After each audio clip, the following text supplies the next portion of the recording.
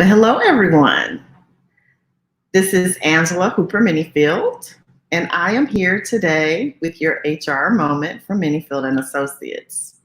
So I actually started the broadcast a little early. I think it's because I get the feeling that after I talk about what I talk about today, that it's probably going to generate some replies, and I hope so. And the replies don't have to agree with me, but I do believe that there are some things that need to be said and discussed. I'm trying to get my share ready. And so, as I mentioned in my post, I wanted to talk a little bit today about something that, I've been thinking about and I think is actually really important. And so that is why we should care about, as supervisors and managers, why we should care about, as she's referred to, Central Park Amy, right? So a lot of you don't know me personally, don't know a lot about my upbringing, where I'm from, and things like that. And so sometimes it's good to talk about some things. So I'm originally from Gary, Indiana. Gary is has a high population of minorities. When I was actually born back in the 60s, yes, in the 60s, Gary probably was a little bit more diverse, and Mayor Hatcher became, the mayor of Gary. So he was the first Black mayor of a major, at that time considered, urban city. And what soon happened, which is some things that have happened in a lot of places, is the flight of, people who did not want to be governed by a man of color, or who did not want to be in a city that perhaps they thought, would have a lot of residents that way. So, grew up in that environment, have always, for the most part, been in situations where the majority of people in my circle were, people who looked like me. And then I went to college, and it was a different experience. I went to Mississippi State. I had a great college experience. I can honestly tell you a lot of the things that we hear about Mississippi are true. While a lot of those were not my experience, it doesn't negate it's true. And so as I have matriculated through life, went to school, got some education, did some work experience, one of the things that I've always felt really passionate about is people being treated properly. And to me, it doesn't matter who the person is. It doesn't matter, what they look like, their height, their color, skin complexion, language they speak, nationality, sexual orientation, none of that matters to me. And for me, and even in times when I've done training, people try to equate some of that to religion. There's no religion that I've ever heard of that still says it's okay to not treat people right? So we can say we don't agree with everybody's lifestyle, but we cannot say we can pass that off or condone it with religion, okay? So the space that I've chosen to really focus in, which is why we do HR moments, is human resources. Because no matter where you work, no matter what you do, there's an HR component. We have to manage and lead people. We have to manage and lead ourselves. And so sometimes, I am the contractor. I am the person that's talking to the leaders of the organization, that's talking to supervisors. I mean, people every day that sit and nod and say, I really believe people need to have personal growth and professional development, but they won't invest in it. And so it brings me really back full circle as to one of the topics, and there are a couple that are really circulating right now on social media. And for me, it was Central Park Amy. And here's the why. We say as organizations, clubs, managers, leaders, that because we don't have those issues in our workplace, right? Because everybody gets along. We're one happy family. One of my favorite sayings is I don't even see color. if you don't see color, you don't see people. But that's another conversation for another day too. But my point is, we tell ourselves that we don't need to have diversity training, inclusion training. We don't need to talk about unconscious bias. We don't need to do all the things that we really need to do, because guess what? Everybody has biases. Everybody has things that they're unconscious about. I do too. There are certain things I like and I dislike just because of no other reason, because I'm biased.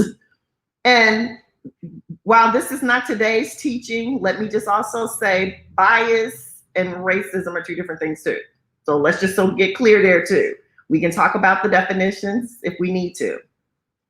But my point is, if I'm a supervisor and I have convinced myself, or a leader of an organization, that my team of 5 or my team of 200, it really doesn't matter, does not need to grow in this space, I could end up like, the employer or the person who had to make the decision, because what we also know is Central Park Amy worked for a firm, an investment firm, Franklin Templeton, right? Guess what they had to do after all this hit the media? They felt they had to let her go.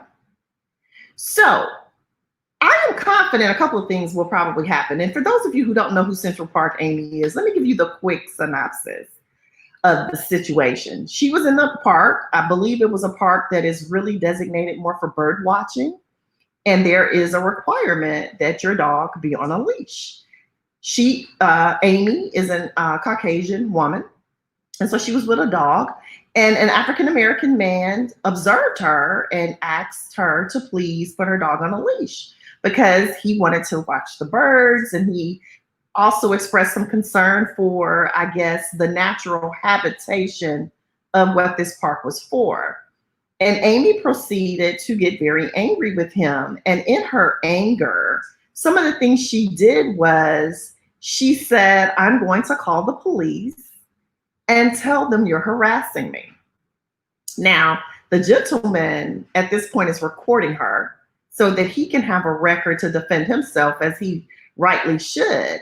And she proceeds to make this phone call. And so Amy tells the police in this panicked voice about this Black man who's harassing her and her dog. And as the call progresses, she makes it even more frantic sounding. It would be like me saying, "Oh my gosh, someone's chasing me.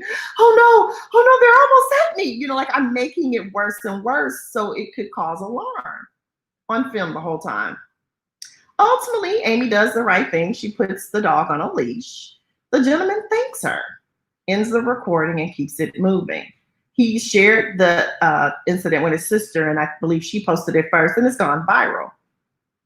And so Amy has apologized, as she should, because what she did was wrong. So you've heard the story now, and I'm sure some of you are like, okay, but what does this have to do with me as a supervisor? What does this have to do with my company, my business? Because could Amy be your employee? Do you want to be the organization that's on the media, that's in the news? Because people are talking about your employees, because people always find out where people work. And as people get more emotional, right? Because there's a logical response to all this, but there's also a highly emotional response, especially from people who feel like, they're tired of this. This is just getting old. Why does this keep happening? And so people do things like they make decisions to boycott businesses, to not support them. And these are often the real, and I'm not saying this investment firm does not care about how their employees work, but what I am saying is I know they also care about their image. Many companies now have corporate social responsibility platforms, and they have entire teams and staffs whose jobs are to manage their brand, to manage the social issues that are impacting, like it could be where they're sourcing their goods. These things matter. And especially in the generation that is, up and coming and about to be the dominant generation. And so corporate social responsibility is one of the core components, even in HR certification, we teach people about. Your image, your brand as a business matter. When you have employees who act in ways that are suspect, people often, not all the time, but there's going to be some connection. There's going to be some synergy there. And so if you think that that investment firm, somebody was not being called in the middle of the night, awakened, that legal was not on the phone immediately, that the HR, VP of HR was not on a calls, that they weren't like just chomping at the bits the moment they heard of this, you're crazy. And so what I'm saying is, and I don't know if this firm did any of these things. Let's be really clear. I'm not saying they did not train. I'm speaking to those of you who justify not training, not having the uncomfortable conversations in the workplace with trained facilitators and professionals such as me to discuss these issues, right? So I'm not saying they didn't do that, but what I am saying is, if they didn't, Central Park, Amy also could potentially have a lawsuit against them. But again, that's another conversation because, this is all logic. This is me looking at it from every angle. And I feel like that's my responsibility to do that in this space. So my point is, if you're not training your people to understand what biases they may have, if you're not training them about integrity and who they are as people and helping them to hold the mirrors up in front of them, because let's be honest, Amy can say what she wants to, but she lied. Lying is demonstrating a lack of integrity. So Amy was lying about what happened in that park. And I just don't believe, and I could be wrong, I'm not a doctor, I'm not a psychologist, but Amy didn't just wake up that day, and that's not the first lie she's told to protect herself. To when a rule was being broken, because she was breaking the rule, right? She was not keeping her dog on a leash. So she was being held accountable by someone that she found offensive. Sometimes we do that with people who maybe are in positions like our direct reports or people who report under us, and we think, how dare they tell me? I worked in an office building one time where we could not use cell phones just walking up and down the hallways. And I remember we had someone from DC come to town, and I said, I'm sorry, excuse me, can I ask you to step into an office to take that call? They were upset because how was little old Angela telling this political appointee not to use the phone in the hallway? I did it because the rules are the rules for everybody. So if I was going to tell my $8 an hour employee that they couldn't walk down the hallway and use the phone, then the political appointee couldn't either. And I'll just be honest with you. I think, I'm not saying everybody that I ever managed always liked me, but I will say people respected me because I didn't, the rules are the rules. And if we're treating people in a class system, that's an issue. So my point is, Amy was called out for breaking the rule of the park. And her defense was, I will make a false claim against someone.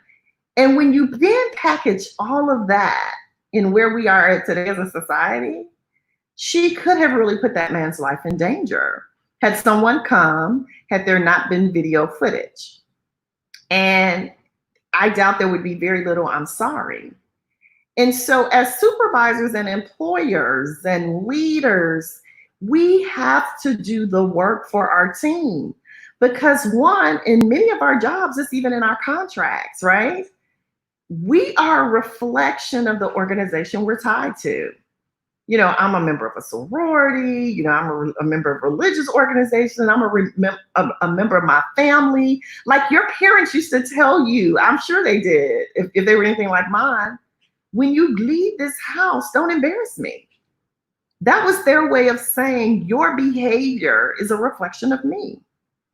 If your employees, if it's known they work for you, it's on their Facebook profile, people are going to see their behavior as a reflection of you. So your lack of interest in helping them do the difficult work is going to be a reflection of you. On the flip side, if somebody had that man overreacted and done something to Amy, guess what? His employer could have been in the same situation, and we would have been reading a follow-up article that he was let go. We are reflections of all the organizations and things and affiliations we're connected with. People can say they look at us as individuals, but they really don't. When people see me and I behave a certain way, for some people, it's going to be reflective of how women behave. For others, it's going to be how Blacks behave. For others, it'll be Black women. For some, it'll be how people over 50. For others, it'll be, how women with natural hair. I mean, the list goes on because we are categorized all day, every day. And if we act like it's not true, we're deceiving ourselves. Hence, we need to do the work. We have to do the training. We have to educate our employees. And if corporate social responsibility is something that you say you really care about, then it needs to be part of the grooming, the onboarding, the training, the awarenesses, as well as what is going to be the consequences if somebody breaks these rules or does something that we vehemently oppose. Do we want them still a part of our organization? And some organizations will even say, yes, we want them gone, and we don't even care if we lose the lawsuit, because we feel so strongly about the injustice or the inappropriate behavior. I've even known women and or young girls, not grown women, but at a time when I was a lot younger, who, same thing, they get in an argument with a guy. And I have seen some friends posting this. It's real easy to say, well, I'll tell the police you hit me, right? Because the police would be more inclined to believe that the man had done something to the woman. That's a lie. So the same person that would do that in the park would do that in their home life. I believe that. Again, I don't believe people wake up with and say, I've never lied before or accused somebody of doing something to me that could get them arrested and even hurt. But today, because I don't want to put a leash on a dog, I'm going to do that. So I know today's HR moment is probably a little different than my normal ones, but I think it's necessary because I think a lot of us are walking around with blinders on. We believe if we pretend that we don't see the foolishness that some of our employees are doing or our coworkers, the things that they're saying, that it'll just go away, or we can say, I can disassociate myself with it. No, if you're the supervisor, you may be the one that's on the call at midnight because corporate or legal is calling to find out, how do we get rid of Angela? She has to go because she's all over social media lying on somebody and displaying behaviors that many would describe as racist or whatever. Again, it could be sexist. It doesn't matter what the category is. So when you make the decision to stop growing your team, stop growing yourself, bringing people in again who can train and teach on this kind of content in a way that is respectful, that's inclusive, that is empathetic to all lenses. You deny yourself an opportunity to educate your team and to put them in a place where they can exhibit and display behaviors better than some of the ones we're seeing right now. Again, I am not suggesting that we're going to change everybody, but I do believe we can help some people. And even those who we don't change the way they think, the objective is to get the behavior we want and make it clear there's a consequence for certain behaviors, right? So our corporate social responsibility platform says we believe in these things. And when there are behaviors that are not complicit or compliant with these standards and protocols, you can't work here anymore. And it's clear messaging. There's certain things we won't tolerate. And it doesn't just have to be at work. Because again, I don't believe people wake up and just decide they want to be that way in the park. There have been some things that have happened in the workplace. Trust me on this one. So anyway, think about it.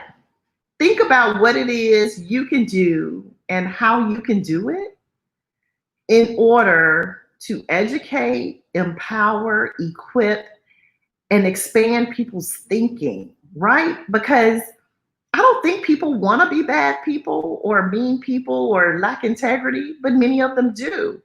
It's our job to hold the mirror up, to put the lens up and say, you know what? This is an example of that. This is what a microaggression is. This is what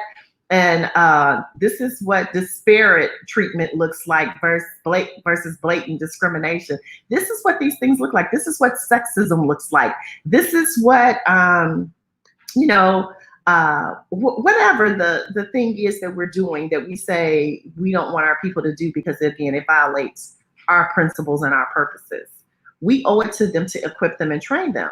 You also owe it to them, again, because if you want to let them go, you better have made it perfectly clear that there's a standard there that you want people to uphold, and failure to do so comes with a consequence. Because as wrong as the person may be, if you didn't do that part also, they'll sue you, and then you will either end up paying them a whole lot of money, or you'll have to give them their job back. And now you look worse because you look weak and having to bring them back to everybody else. You have no credibility with that position.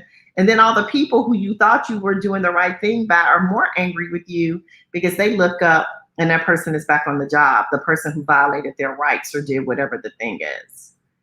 Guys, these are serious times. And if we don't wake up and have intelligent, not argumentative conversations and trainings and deep dives into some of this stuff, I don't see it getting any better. So, not my normal, bubbly Angela HR moment, but this has been heavy on my heart. And I just want to implore people, we can equip people. I know we can. I believe everybody is trainable and coachable. I believe it. And until I have at least had my shot, that's my story and I'm sticking to it. I know, again, a lot of you don't agree with me, and that's okay.